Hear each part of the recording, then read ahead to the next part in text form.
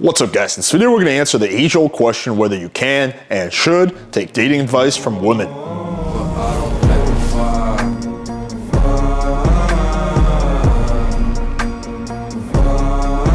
So there's an old saying in the pickup community, don't ask a woman dating advice. And the Red Pill community, they say, don't ask a fish how to fish. And there's actually an element of truth here because a lot of women really have a hard time explaining general attraction concepts, and they really just have a hard time vocalizing what turns them on. They generally tend to say stuff that sounds good in theory, that sounds nice, but really doesn't help a guy, right? So take a look at this example. After the opener, right, what are like just some things that you can think of that a guy that is a good way to get a conversation going with you? Like, if this is like personally for you, like a guy, hi, and then what can a guy do after that to really get the convo started? I say be funny.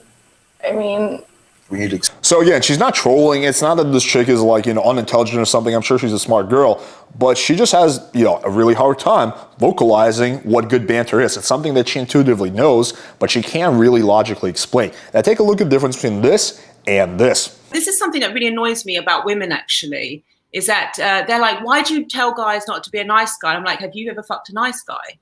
Like, yeah, loads of times. I'm like, no, he wasn't, you fucking idiot. He was a great guy. He was amazing. He was a gentleman. I never tell guys don't be a gentleman or anything like that, but own it, own it. Nice guys don't own shit. Nice guys are like apologetic.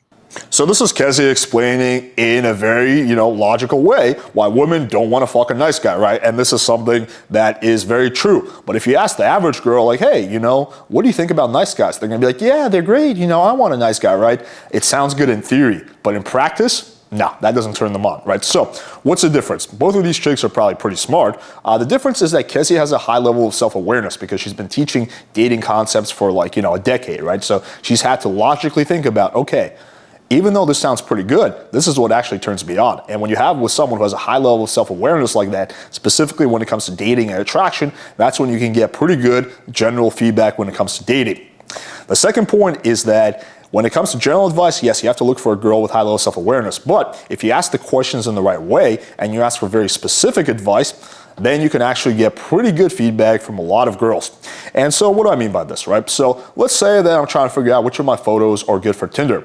I would never message a girl, just the average girl, and say, hey, do you think this is a good photo for Tinder? This might work with Kezia. She might actually be able to be like, no, this actually sucks, right? But most chicks are going to be like, yeah, sure, it's nice, give it a shot, right?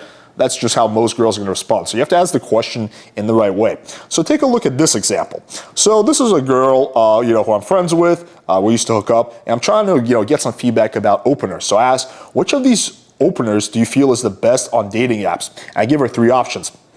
That's how you get good feedback. So she says, personally, I don't like any. I say, why? A little too try hard, keep it simple. What's the best opener? And then I'm able to get some pretty good feedback about what actually works for her. Here's another one. So, I'm trying to figure out which of these photos do I look the most attractive in for Instagram. And I say, which of these do you like most? I don't say, oh, do you like this one? I give her options.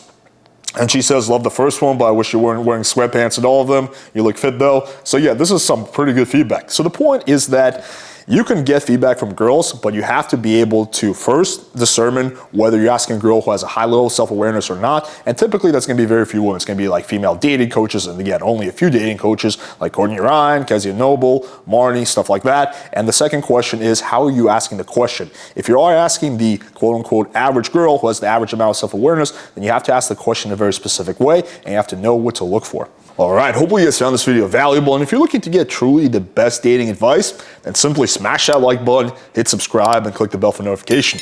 Thank you guys for watching, and until next time.